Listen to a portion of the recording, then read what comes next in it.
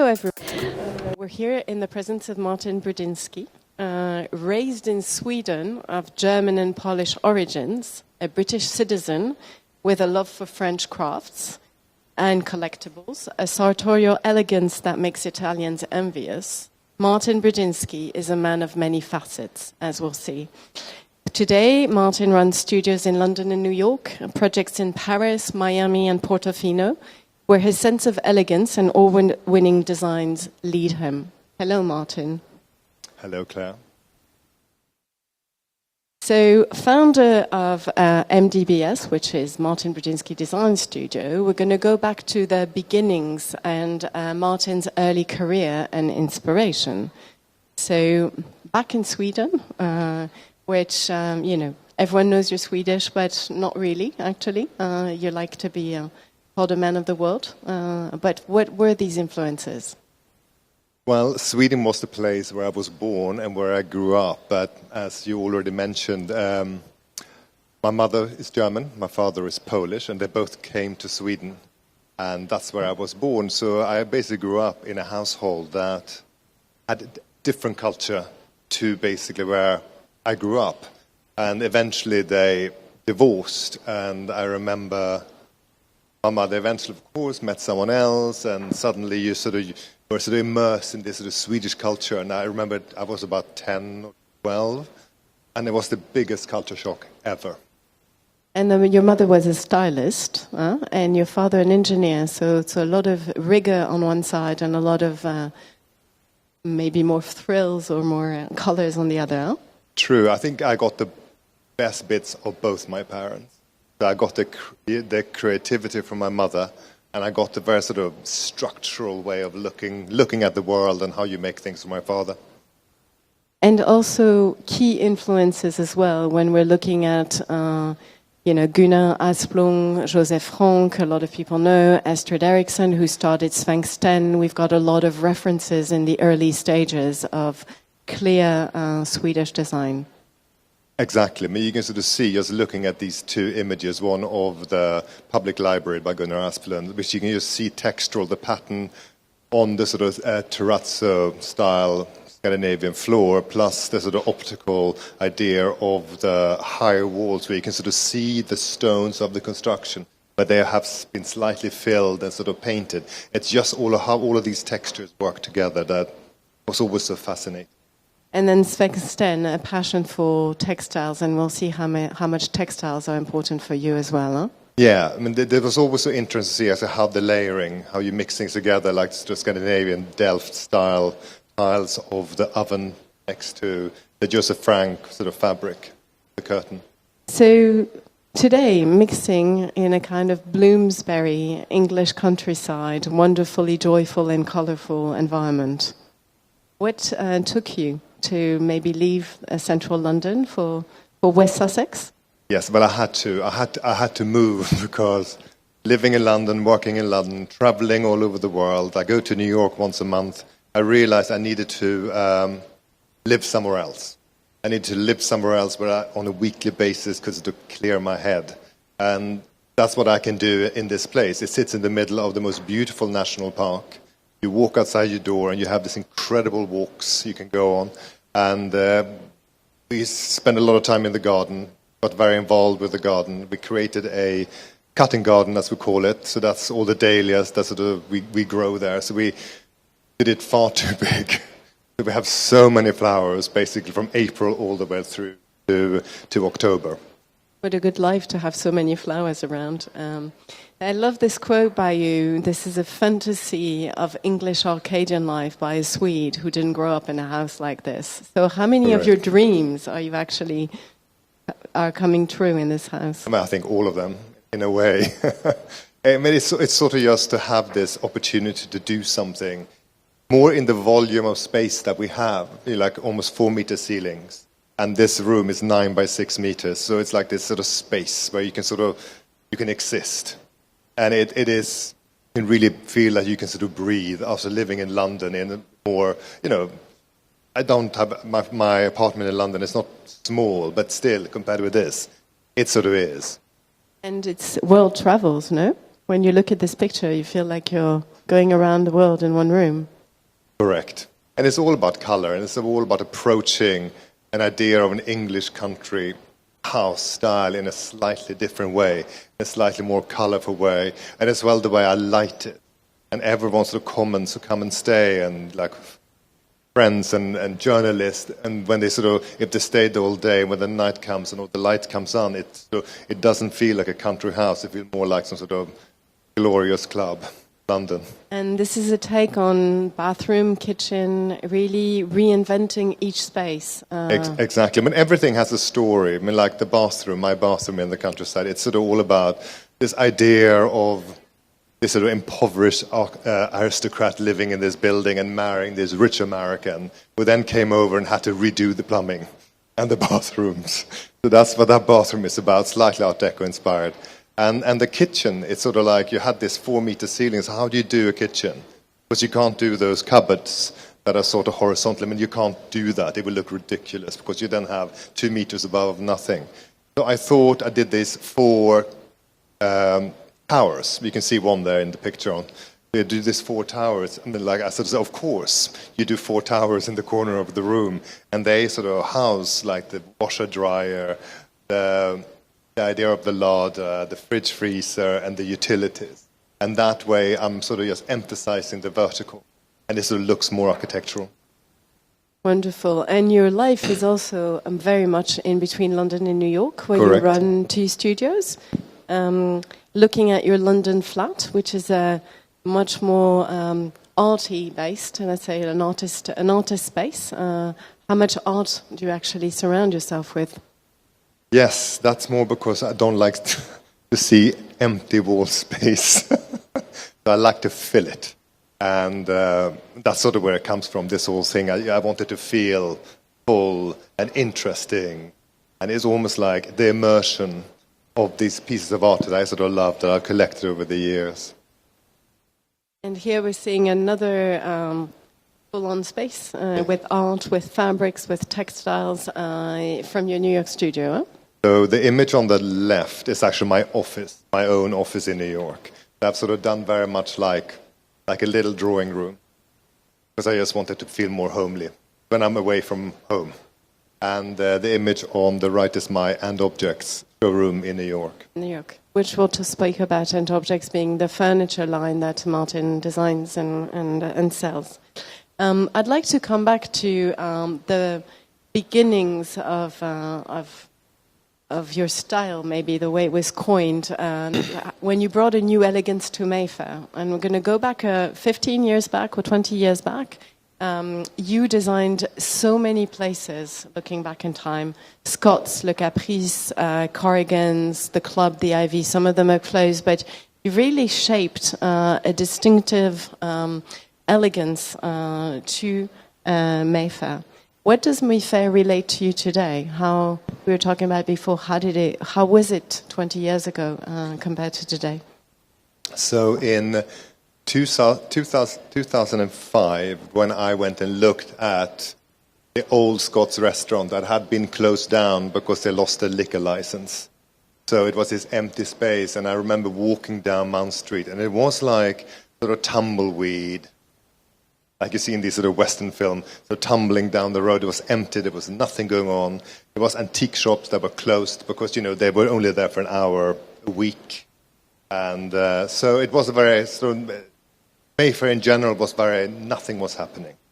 So we're talking about, for those who don't know or might not know, Mayfair is today one of the most sought-after neighbourhoods in the very centre of London, where all the rich and famous are trying to have a flat or build a residence. And Scott's lies on Mount Street, which was completely redone over a few years.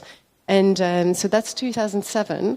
Yes, it reopened after the refurbishment that I designed in 2006, and has since then been one of the most popular restaurants in London. But with this restaurant, while we were doing it, Marc Jacobs opened up in the space next door, and the reason he took that shop because we were redoing Scott's, and with that started a whole new movement of Mayfair sort of being rebirthed.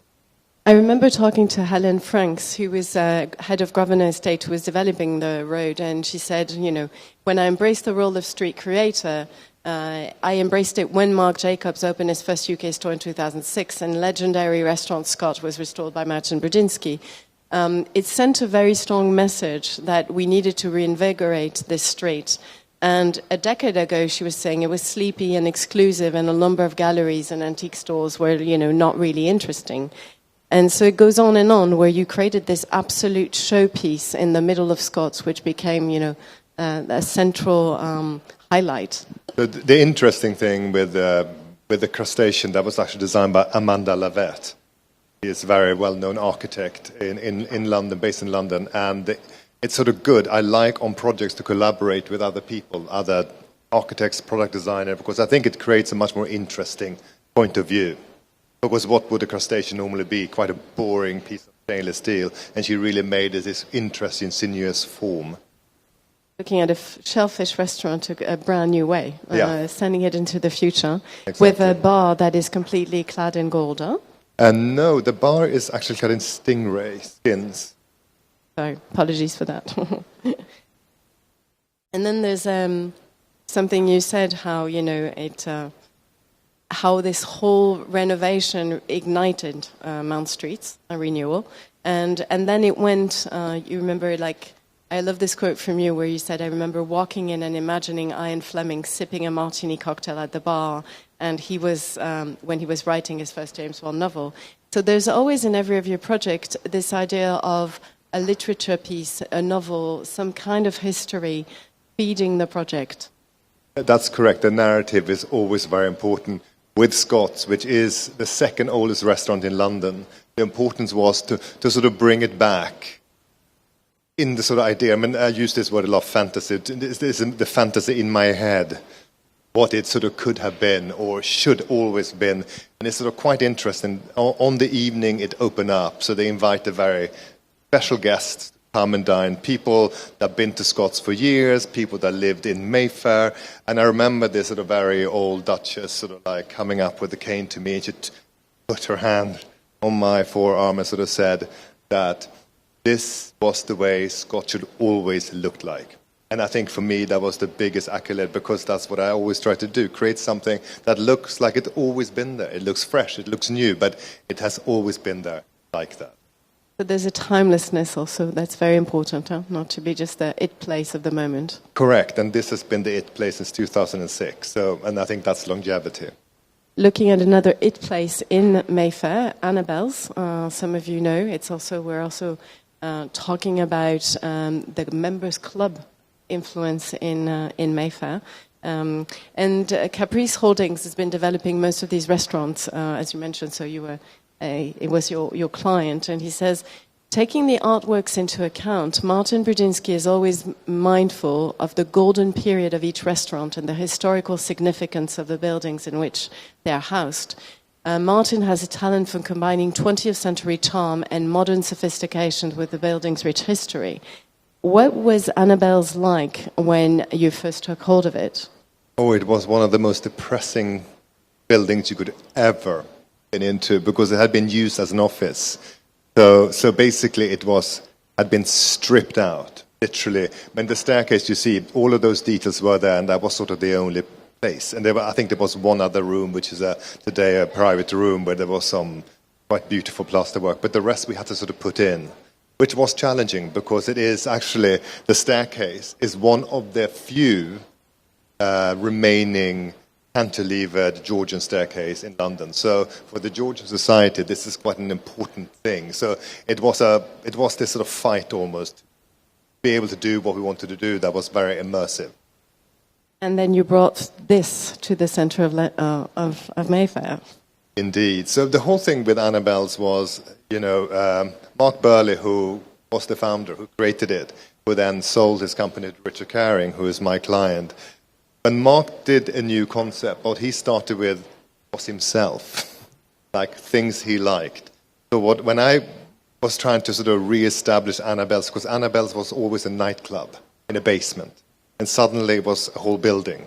And what does that mean? So I sort of went and looked at my client, Richard Caring, who is he?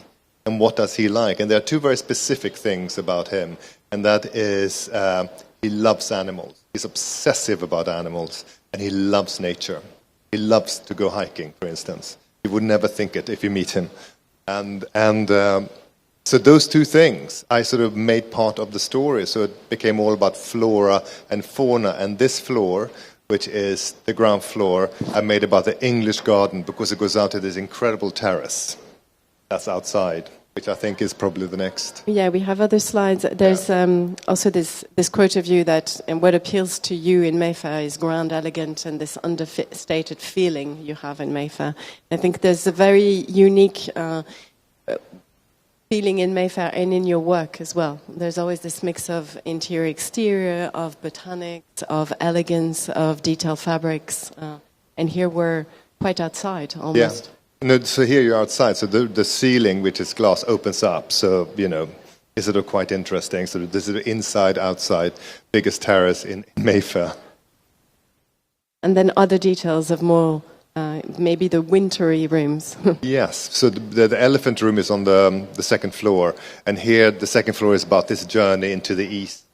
So this is about Indian influences, and then there's the elephant bar next door, which is more about sort of South American influences. So it was all about animals and flora and fauna from those regions.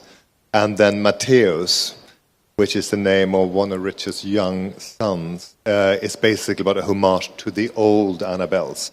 Basically, in the old Annabelles, there was something called Bar 1, which was this yellow painted room with a bar in it. So we used that as the party point because a lot of the old members felt like they wanted something of the old Annabelles. So always paying tribute to the past, no? I think it's important. You look back to then sort of look forward. I think that's the key to what I did. So from reigniting Mayfair, we go to working with Soho House at a very decisive moment when it had been existing as a brand, but it needed an international development before it became the Soho House we know today. There was a very specific moment 15 years ago when Soho House started to become synonymous of a grand lifestyle around the world. And you worked on Soho Beach House in Miami. So I worked very closely with Nick Jones, and I, with him, established what Soho House is today. There were two things to that. One was structurally, not in how a building stands up, but structurally how their brand works. What should work where and why. So we established that with Nick. Secondly, to establish this granny chic look that they still sort of do today. Which have sort of evolved since, of course, but it was fun to work with him, and he's an absolute genius of hospitality. And how was it to work in Miami? Oh, hot and sweaty. So here we're seeing a few shots of Soho Beach House in Miami, which was very new then. Back then, we're talking 2010. It was arty, elegant, very different from the Miami scene. Huh?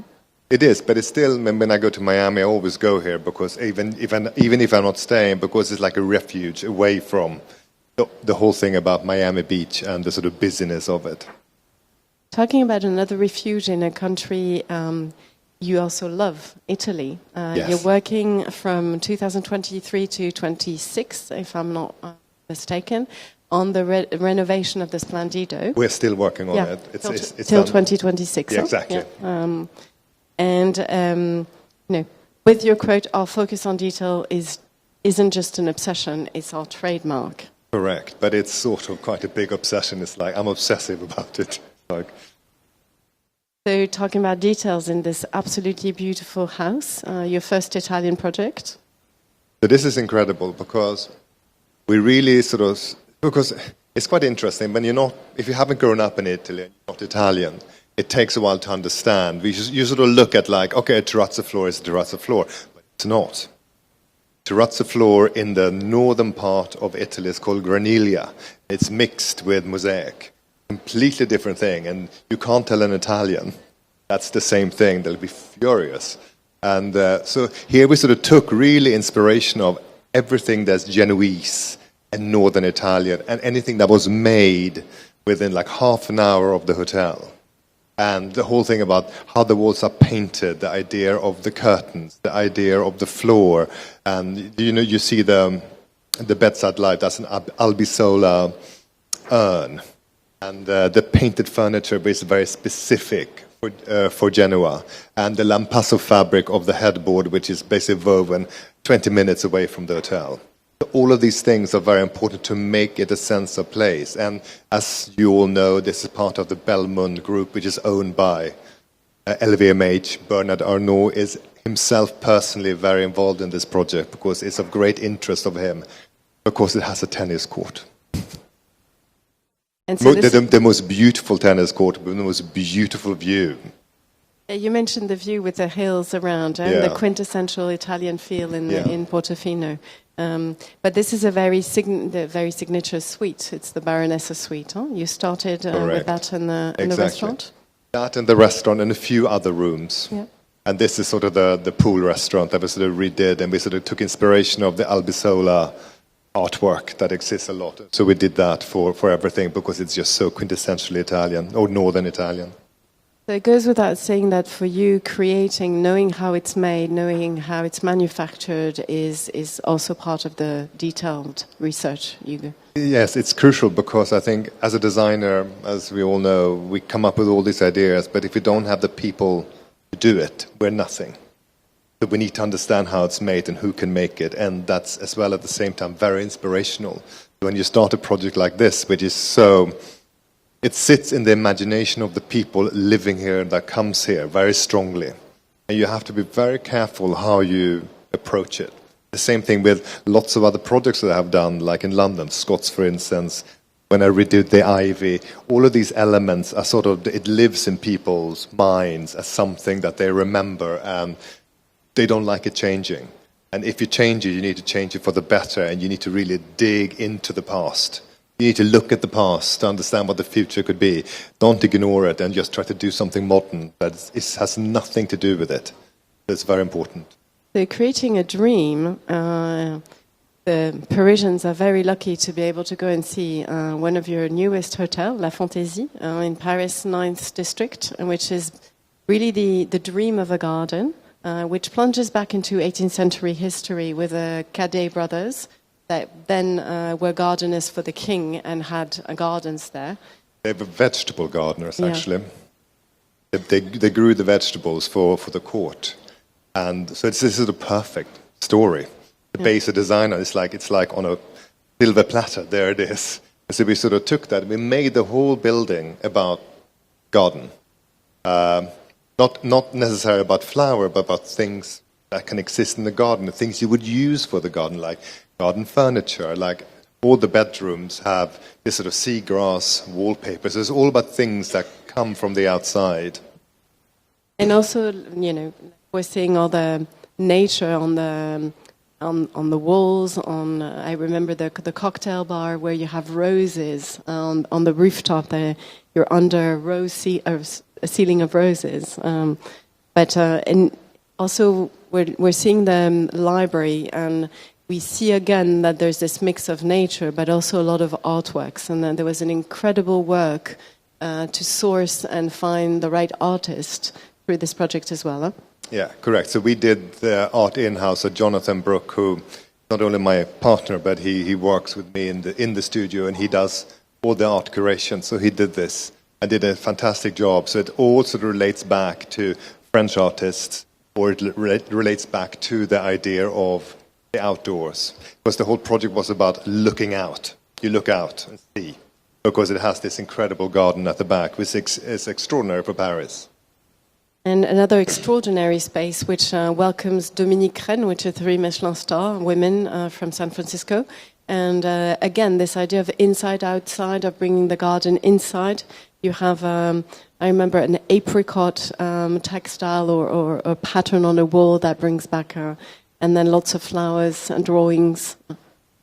So basically, we always wanted to do this restaurant with, you can see it in the mirror, it's this idea of botanical prints, but they were all made for this restaurant. And somehow then they found her to create the golden poppy here. It's like sort of like the food concept is so made for the interior design that we had already created. It was like the most perfect fit. The only thing we did, we changed one of the botanical drawings to become like the golden poppy. Maxence Dussart, who commissioned this project for the family, Leitmotiv Hotel Group, said, we wanted to bring a touch of freshness to the hotel scene in Paris, and it's true we don't have that many gardens. We chose Martin for his energy and eclecticism. I think eclecticism is not a word we've used so far, but fits you well. He was able to instill a sense of joy and playfulness. I think that's also part of your language, the joy, the sense of joy that you bring into interiors, and a garden destination in the heart of Paris. Working with Martin also meant focusing on details, choosing the right fabrics, crafted furniture, carefully selected art pieces. Thank you, Jonathan. And you shared a common vision, that of infusing a hotel with joy, whilst also reflecting on the heritage of the neighborhood. I'd like to go back on the heritage of the neighborhood. It's also a hotel that is open onto one of the 9th district busiest streets of cafes and wonderfully lively. It has the most amazing street life. It's sort of incredible how it sort of sits there. And the building is, because what was there before was like a modern building, but they did take it down and build a new. So it's a modern building and sits in this very sort of classical French sort of beautiful street there, which is sort of quite interesting, and all the different cafes and shops, etc., that it has. And you invited people to come up to the rooftop, and I was mentioning the rose ceiling to this rooftop bar, which has an exceptional view, and it's a garden in the sky. That's true, and we wanted this to be a little bit fantastical, because you need to get people up to this top floor bar, and we wanted it to be sort of very interesting. And what you can't really see here, it has a beautiful terrace. Not only do you get a garden, you have a terrace where you can sort of see the Eiffel Tower if you wish. So I mean, it seems to be very popular. And then the rooms are more quiet in a way that they're a perfect retreat within the city. They're less flamboyant in terms of fabrics, but they're beautifully designed and all kind of opening onto nature. Correct. I mean, you can sort of see that, I think it is the minibar on the image to the left. You see this little caning, the rattan. They've addressed that with, and you can sort of see the seagrass wallpaper for the wall. And the wardrobe, we sort of used this wallpaper from Pierre Frey, which is like a typical French classical parterre garden. And we thought it would be nice, that sort of this is a wink back to the Cadet brothers. Diving into another project, Paris is very lucky to have Martin open 2 hotels this year. Le Grand Mazarin, which is in the heart of the Marais, next to the BHV, for those who know it. And this is a completely different approach. It's looking inside, it's looking back at history, it's a grand mansion. It's a place for literature, for salon, for artists. You imagined it as a place where artists could meet, huh? Correct. But the whole idea, when we created the narrative for this project, was about the salon, the idea. Because France was always, over the century, has had the idea of first of all, if you sort of talk about the 18th century, the aristocratic salon, where you change political ideas, literature, etc., and then moving in, sort of, that's the 20th century, you had, what's her name? Gertrude Stein, for instance, she had the big salon. So it's very sort of part of the fabric of sort of cultural French society. So we use that as a starting point for this. It should feel like a salon where you can discuss ideas, if literature, political, design, etc. That sort of was the sort of starting point.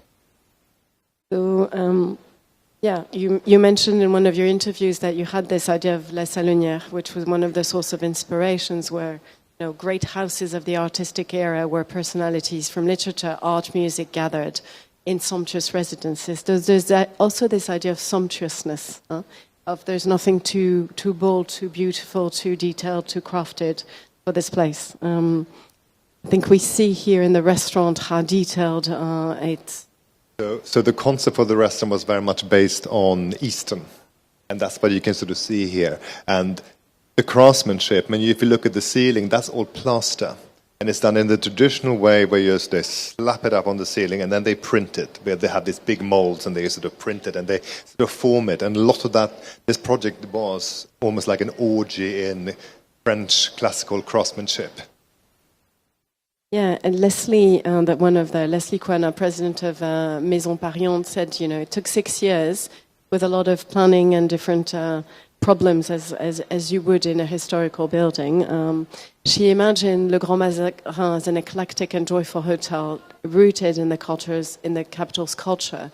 And they dreamt of a private hotel, so there's this idea also of privacy. You know, not everyone enters. We're coming back to the members club. You know, it has this feeling that it's quirky, it's chic, it's unexpected.